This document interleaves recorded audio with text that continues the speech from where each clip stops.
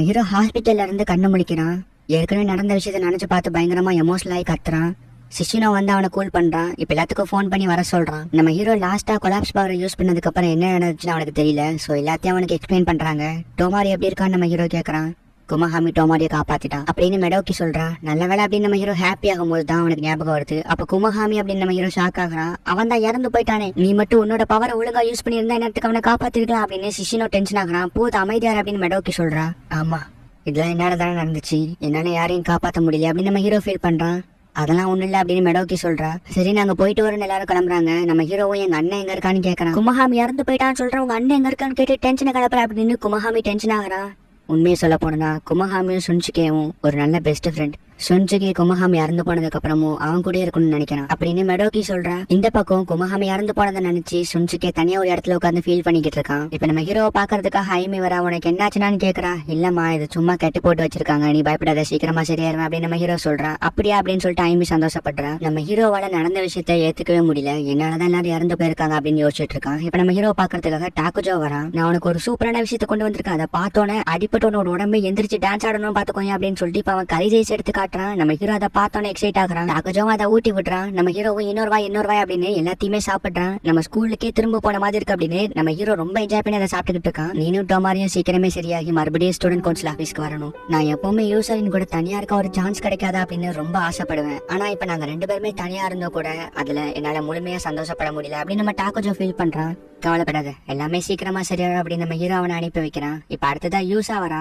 நீ சீக்கிரமே சரியாகணுங்கிறதுக்காக நான் கிரீமிஸ்டோ எடுத்துட்டு வந்திருக்கேன் அப்படின்னு அவ செஞ்சதே அவ எடுத்துட்டு வந்து கொடுக்குறா. ஆல்ரெடி நம்ம ஹீரோ மோசமான நிலைமையில இருந்தப்பவும் யூஸா இதே தான் செஞ்சு எடுத்துட்டு வந்திருப்பா. அப்ப நான் அவங்ககிட்ட தப்பா நடந்துக்கிட்டேன், சோ இப்ப அதுக்கு பதிலா சாப்பிட்றேன் அப்படின்னு நம்ம ஹீரோ யோசிச்சுட்டு யூஸா ஊட்டி விட சாப்பிட்டுக்கிட்டு இருக்கான். அதை மட்டும் டாக்குஜோ பார்த்தா கண்டிப்பா டென்ஷன் ஆகும் அப்படின்னு நம்ம ஹீரோ யோசிக்கிறான்.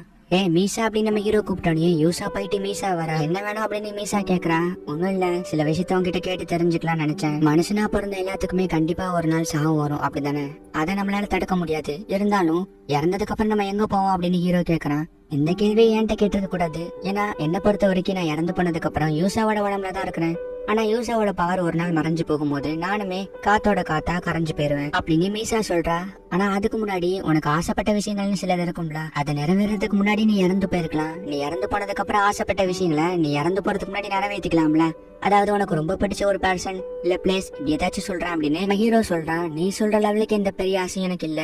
ஆனா நான் கடைசியா எங்க அப்பா அம்மா ஒரு தடவை மீட் பண்ண நல்லா இருக்கும். அவங்க என்னையே என்னோட தங்கச்சியும் ரொம்ப நல்லா பாத்துருக்காங்க, நல்லா சமைச்சு தருவாங்க, எங்க எப்பவுமே சந்தோஷமா வச்சுப்பாங்க. ஆனா அவங்களுக்கு தேங்க்ஸ் சொல்றதுக்குள்ளே நான் இறந்து போயிட்டேன். சொல்ல போனா இப்ப யூசா சமைச்சு கொண்டு வந்த டிஷ் எங்க அம்மாவோட ரெசிபி தான் அப்படின்னு மீசா சொல்றா. இது நம்ம கதையால இருக்கு அப்படின்னு நம்ம ஹீரோ மனசுக்குள்ள நினைக்கிறான். இப்ப மீசா போயிட்டு யூசா வரா. அச்சோ நான் மறுபடியும் தூக்கிட்டேன் அப்படின்னு யூசா கேக்குறா. அதெல்லாம் ஒண்ணும் இல்ல. ஆமா யூசா, உங்க அப்பா அம்மா வீடு எங்க இருக்கு அப்படின்னு நம்ம ஹீரோ கேக்குறான். அது நாகமுனி மவுண்டன்ல இருக்கு அப்படின்னு யூசா சொல்றா. சரி நீ அவங்க அப்பா அம்மாவை பார்க்க போ அப்படின்னு நம்ம ஹீரோ சொல்றா.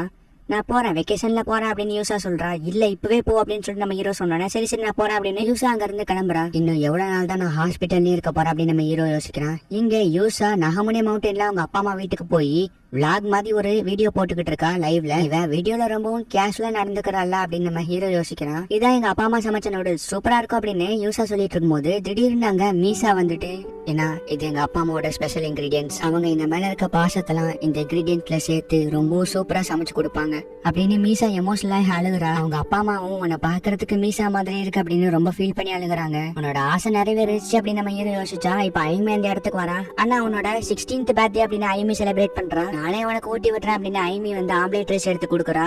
நம்ம ஹீரோவா அந்த ஆம்லேட் ரைஸ் யோசிச்சு பார்த்து எமோஷனல் ஆகுறான். இல்ல நானே சாப்பிட்டுக்கிறேன் அப்படின்னு நம்ம ஹீரோ சொல்றான். இல்ல நான் உன்னோட கை சரியில்லை, நான் தான் ஊட்டி விடுவேன் அப்படின்னு ஐமி ஊட்டி விட்டுறா. நம்ம ஹீரோ வந்து சாப்பிடுறான். என்ன நல்லா இருக்கு அப்படின்னு நம்ம ஹீரோ யோசிக்கிறான். ஆமா இது உண்மையும் நல்லா தான் இருக்கு அப்படின்னு நம்ம ஹீரோ எல்லாத்தையும் சாப்பிடுறான். நம்ம ஹீரோவை இப்ப கொஞ்சம் கொஞ்சமா ரெக்கவர் ஆகிட்டே வரான். என்ன உனக்கு கொஞ்சம் பரவாயில்லையா அப்படின்னு மெடோக்கி கேக்குறான். ஆமா அப்படின்னு நம்ம ஹீரோ சொல்றான். நெக்ஸ்ட் நம்ம ஹீரோ அவனோட அண்ணனை பாக்குறதுக்கு தான் வரான். ஆனா அவங்க அண்ணன் இன்னுமே குமஹாமி இறந்து போனதை நினைச்சு ரொம்ப ஃபீல் பண்ணிக்கிட்டு இருக்கதை புரிஞ்சுக்கிறான்.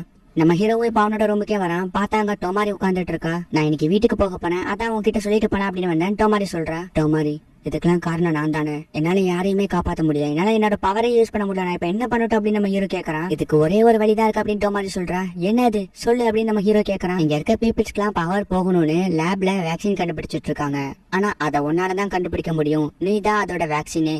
ஏன்னா மத்தவங்க பாடியில ப்ராசஸ் ஆனா அவங்களோட பவரை நீ எடுத்துடலாம். இது கேட்கறதுக்கு கொஞ்சம் முட்டாள்தனமா தான் இருக்கும். ஏன்னா எல்லாத்தோட பவரையும் நீ எடுக்கும் போது நீ ஒரு மான்ஸ்டரா மாறது கூட வாய்ப்பு இருக்கு. ஆனா இதான் ஒரே வழி. அதுக்காக நீ இதை பண்ணுங்கிற அவசியம் எல்லாம் இல்ல. ஜஸ்ட் நான் சும்மா தான் சொன்னேன், நீ இதை மறந்துரு அப்படின்னு நம்ம டோமாரி சொல்றா. இல்ல டோமாரி, நான் இதை பண்றேன் அப்படின்னு நம்ம ஹீரோ சொல்றான். ஆனா எதுக்கு அப்படின்னு டோமாரி கேக்குறா. ஏன்னா நான் உன்னை லவ் பண்றேன் அப்படின்னு நம்ம ஹீரோ சொல்றான். என்ன அப்படின்னு டோமாரி கேக்குறான். ஆமா, எனக்கு உன் மேல ரொமான்டிக்கா ஃபீலிங்ஸ் இருக்கு அப்படின்னு நம்ம ஹீரோ சொல்றான். அதோட குமஹாமி நம்மளுக்காக சாக்ரிஃபைஸ் பண்ணிருக்கான்.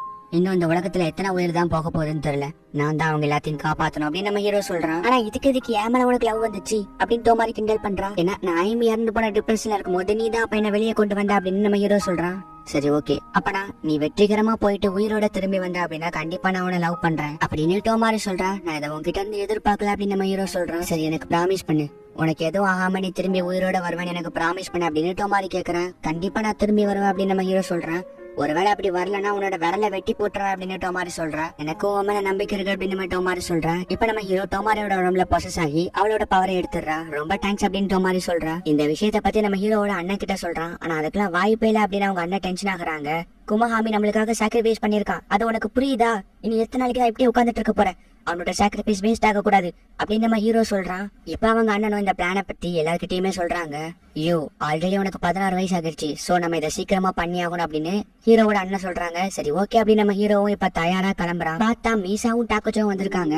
டோமாரி எங்க கிட்ட எல்லா விஷயத்தையும் சொன்னான், எல்லாரோட பவர்ஸ் எடுக்க போற அப்படின்னு. சோ எங்க 3 பேர்த்தோட பவரையும் எடுத்துக்கோ அப்படின்னு சொல்றாங்க. ஆனா நம்ம ஹீரோ, மீசா உனக்கு ஓகேவா அப்படின்னு நம்ம ஹீரோ கேக்குறான். எனக்கு ஓகே தான், நான் இப்ப யூசாவா பத்திரமா உங்ககிட்ட ஒப்படைச்சிட்டு இந்த உலகத்தை விட்டு போறதுல எனக்கு சந்தோஷம் தான். சொல்லப்போனா நான் ஆசைப்பட்ட எல்லாமே நிறைவேறிச்சு, உங்களுக்கு நான் கடமைப்பட்டிருக்கேன் அப்படின்னு மீசா சொல்றா. ஆமா, சீக்கிரமா எங்க பவர் எடுன்னு டாக்கோச்சோ சொல்றான். நம்ம ஹீரோவும் சரின்னு சொல்றான். மீசா, நாங்க யாருமே உன்னை மறக்க மாட்டோம், தேங்க்ஸ் அப்படின்னு டாக்கோச்சோ சொல்றான். இப்ப மீசாவும் யூசா விட்டு மொத்தமா மறைஞ்சு போயிடுறா. இந்த யூசா, மீசா வந்துட்டு இந்த லெட்டரை கொடுக்க சொன்னா அப்படின்னு டாக்கோச்சோ கொடுக்குறான். அன்புள்ள என்னோட தங்கச்சியே, இந்த கொஞ்ச நாள்ல என்னோட வாழ்க்கையில நான் என்னைக்குமே மறக்க மாட்டேன். நான் உங்க எல்லாத்துக்குமே கடமைப்பட்டிருக்கேன். எனக்கும் உங்களோட இருக்கணும்னு ஆசைதான். ஸ்டூடெண்ட் கவுன்சில சேர்ந்து சந்தோஷமா சிரிச்சுக்கிட்டே இருக்கணும்னு ஆசைதான். ஆனா நான் போக வேண்டிய நேரம் வந்துருச்சு. அதோட என்னோட தங்கச்சி நல்லா பாத்துக்கிறதுக்கு நிறைய பேர் இருக்காங்க. சோ நான் இப்ப சந்தோஷமா போறேன். நீனும் உன்னோட லைஃப்ல இதை அக்செப்ட் பண்ணிட்டு மூவ் ஆன் பண்ண அப்படின்னு சொல்லிட்டு மீசா எழுதி இருக்கா. இதை பார்த்தோன்னே யூசா ரொம்பவும் ஃபீல் பண்ணி அழுகிறா. ஒட்டாஸ்கா, நீ போயிட்டு எந்த பிரச்சனையும் இல்லாம திரும்பி உயிரோட வரணும் அப்படின்னு சொல்லிட்டு ப்ராமிஸ் பண்றாங்க. நம்ம ஹீரோவும் ப்ராமிஸ் பண்றாங்க. நம்ம ஹீரோவும் வீட்டுக்கு வந்து அவனுக்கு தேவையான பொருள் எல்லாம் எடுத்து வச்சுட்டு கிளம்புறான். இந்த வீட்டுல எனக்கு நிறைய மெமரிஸ் இருக்கு, நான் மறுபடியும் இந்த வீட்டுக்கு வரணும்னு ஆசைப்படுறேன் அப்படின்னு நம்ம ஹீரோ கிளம்புறான். பார்த்தா வெளியே டோமாரி, நான் உனக்காக தான் இந்த புக்கு ரெடி பண்ண அப்படின்னு டோமாரி ஒரு புக்கு கொடுக்குறா. இதை உண்மையிலேயே ஒரு நைட்ல தான் ரெடி பண்ணி அப்படின்னு நம்ம ஹீரோ ஆச்சரியப்படுறான். பதிலுக்கு உனக்காக நான் இதை கொடுக்குறேன், பத்திரமா பாட்டுக்கோ அப்படின்னு நம்ம ஹீரோ ஜியன் மியூசிக் பிளேயர் கொடுக்குறான். எனக்கு புரியுது, நான் கண்டிப்பா பாத்துக்கிறேன், ஹேவ் அ நைஸ் ட்ரிப் அப்படின்னு டோமாரி வழி அனுப்பி வைக்கிறா. இந்த இடத்துல இந்த எபிசோட முடிக்கிறாங்க.